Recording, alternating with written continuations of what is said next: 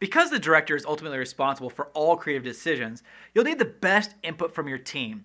That means understanding how to work with people and navigate those relationships. Even if you have no interest in being a leader, you will still be seen as a leader on set, and you'll need to get your whole team on board with your vision to make the best possible film. So how do you lead your team as the director?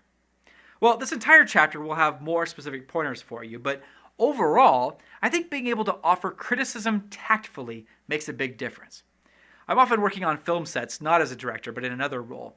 And I notice that when the director is condescending or dismissive of other people's ideas, it affects the whole crew.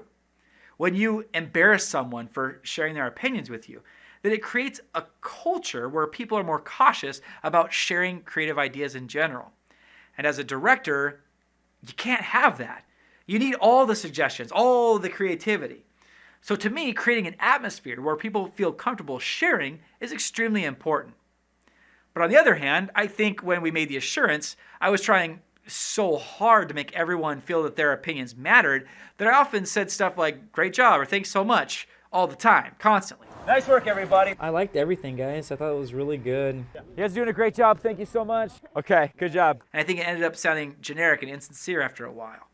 So discounting the ideas of the cast and crew is a bad idea, but also offering mindless praise isn't optimal either.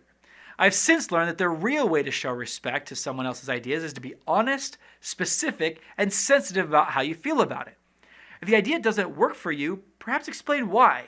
Or if it's a good idea, say what you like about it. If you don't know if it's a good idea or not, then say you don't know, and you'll think about it.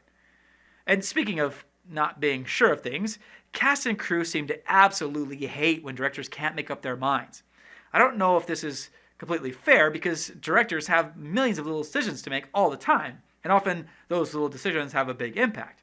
And it's tough to make decisions, when you have a handful of people all asking you to make immediate decisions right now about a dozen different things on the spot. But I do understand the frustration when it feels like directors aren't prepared or are indecisive because they haven't done their homework. And that is something that you should avoid at all costs.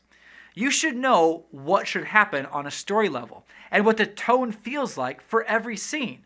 And those big decisions in pre-production usually make the smaller decisions about wardrobe or set dressing or whatever little thing just happens to pop up, makes all those little decisions infinitely easier.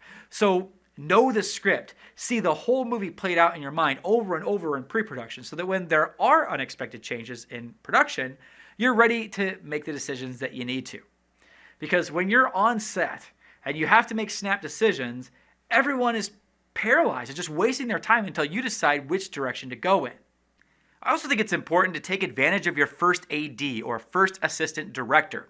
This is a crew position that we'll look at more later in this chapter and also in the next training series on working on set, but essentially they focus on all the administrative stuff so you can focus on all the creative stuff. But the director and first AD really set the tone for the shoot, probably the first AD even more than the director. But if you two are getting along and enjoying the process, the chances are strong that everyone else will too.